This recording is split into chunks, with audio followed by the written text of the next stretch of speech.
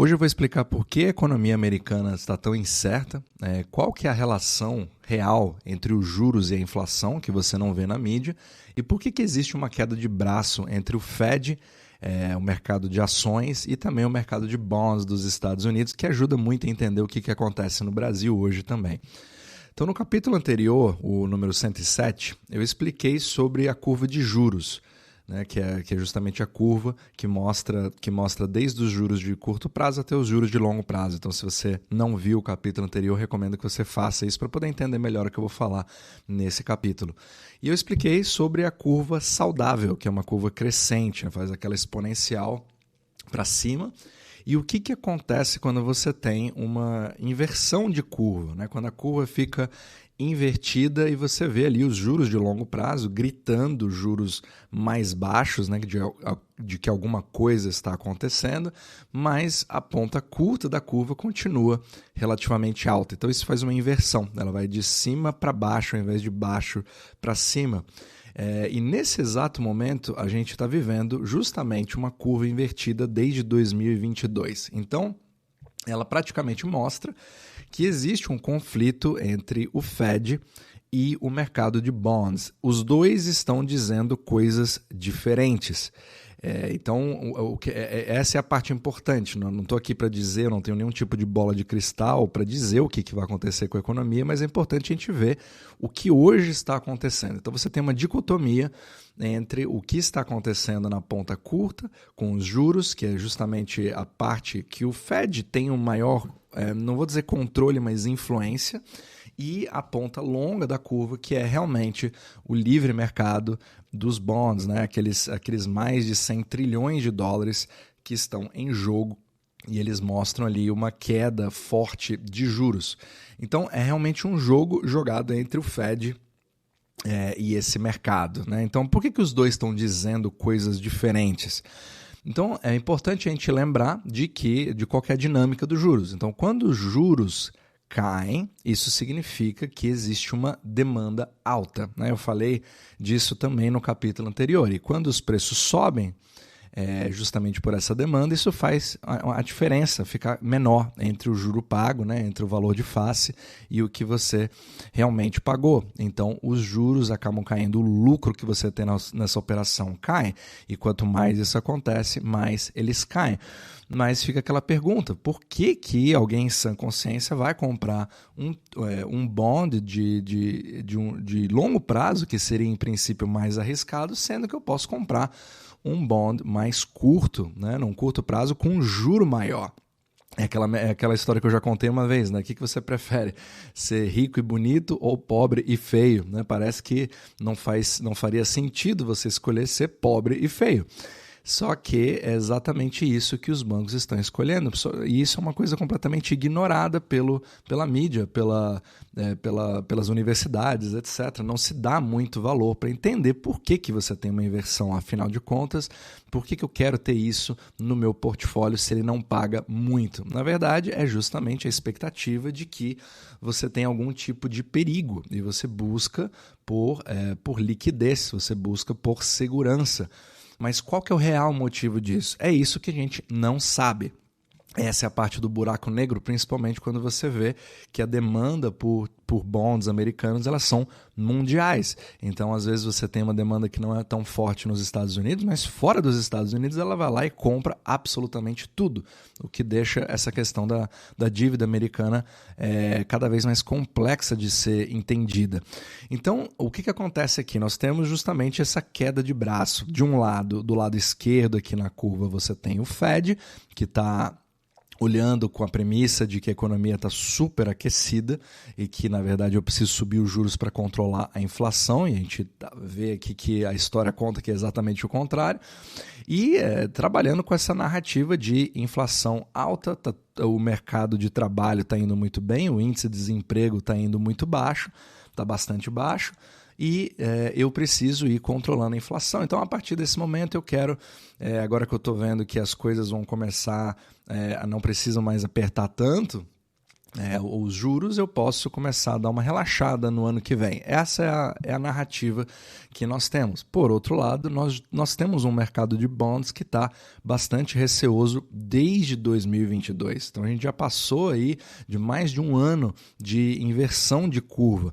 Então, o que é importante você entender é a dinâmica. Quando isso acontece, quando você tem um juro de longo prazo que começa a cair, mostrando essa demanda cada vez mais forte, isso, infelizmente, não é um bom sinal que esse mercado tá mandando, porque quando você tem bancos, entidades, né, que conseguem comprar bilhões de dólares, né, de títulos, dos bonds de longo prazo, isso significa que os bancos eles estão priorizando a sua própria segurança do que liberando essa liquidez para o mercado real, emprestando para empresas que vão empregar pessoas, investir em maquinário. Então eu falo isso bastante no meu podcast.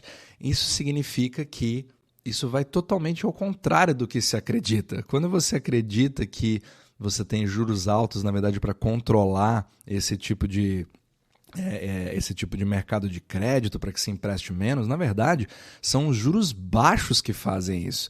Então, assim, você não consegue ter uma relação entre, porque o juro está alto, o crédito está difícil. Até dá para entender que seja, que se pense assim, só que, na verdade, os juros eles são os resultados do que você vê no aperto ou no afrouxamento do crédito.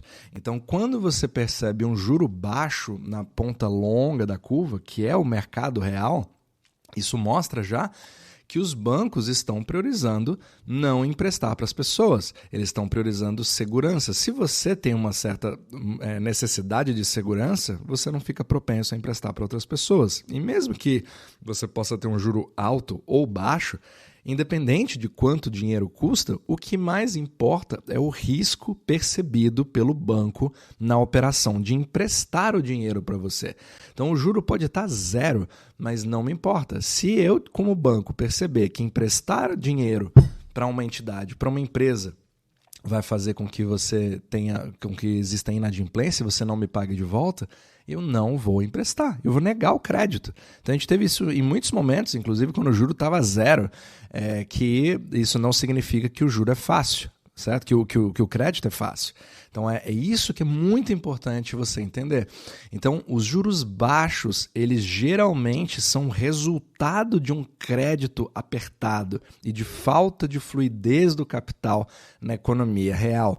Mas talvez você possa se perguntar, ok, Renan, entendi, mas o juro de curto prazo continua alto, é ele que está definindo, juro de cartão de crédito subindo, juro de carro enorme, né? Aquela coisa super alta, o mortgage também nos Estados Unidos para casa continua alto. E, na verdade, isso é toda uma dinâmica, né? Os juros de curto prazo, realmente, eles são regidos pelo discurso político, pela mídia, pelas políticas monetárias do Fed. Só que, infelizmente, é uma coisa artificial. Certo? Nós não estamos vivendo uma inflação monetária nesse momento. É justamente o que a curva de bonds sugere, que é o contrário. Você cria o que a gente chama de deflação, um processo deflacionário, onde o crédito flui cada vez menos e as empresas conseguem contratar cada vez menos, elas expandem cada vez menos, por isso que você vê os PIBs dos países meio que parando. Só que, por outro lado, o Fed continua do lado dele com a política de que não, nós temos uma inflação muito alta e, na verdade, nós vamos colocar os juros lá em cima para dar uma segurada. Percebe o grande problema? Tudo bem, mas como é que o Fed ainda assim consegue influenciar? Você influencia principalmente quando você tem toda uma população que acredita nessa força que o Fed tem de controlar, simplesmente subindo esses juros e como se isso fosse um botão que vai fazer com que toda a liquidez do mundo se submeta a essa decisão monetária.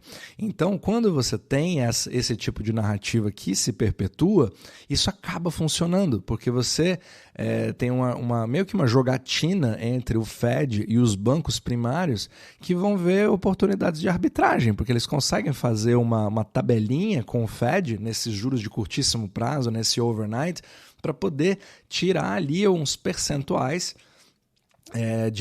digamos assim, de arbitragem, né? Eu compro um pouquinho mais baixo e vendo imediatamente um pouquinho mais alto e vou fazendo esse lucro para poder recompor o meu caixa e, ao mesmo tempo, usando isso para comprar os bonds no longo prazo, para poder me proteger de uma catástrofe. E o que acontece? Quando você tem essa tabelinha entre o governo e os bancos, que são os primary dealers, que eu falo bastante no meu podcast, você esquece do mercado, você esquece da economia real. Esse é o grande problema.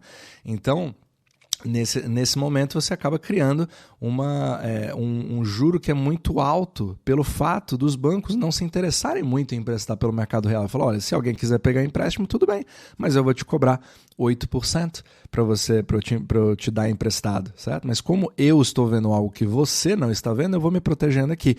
Mas eu posso assumir um risco maior no meu portfólio desde que eu cobre um juro maior de você. Percebe? Então você coloca no lado do banco e isso vai fazer mais ou menos você entender por que essa política artificial do Fed tem esse tipo de controle, na verdade, influência indireta pelo fato de ela permitir oportunidades de arbitragem para bancos que não existiriam se não houvesse esse tipo de política. Então você usa o remédio para as coisas erradas, né? Você usa um antibiótico para vírus, você faz uma quimioterapia num paciente que não tem câncer, certo? Para você tentar resolver alguma coisa e as pessoas acreditam que esse tratamento, na verdade, está funcionando.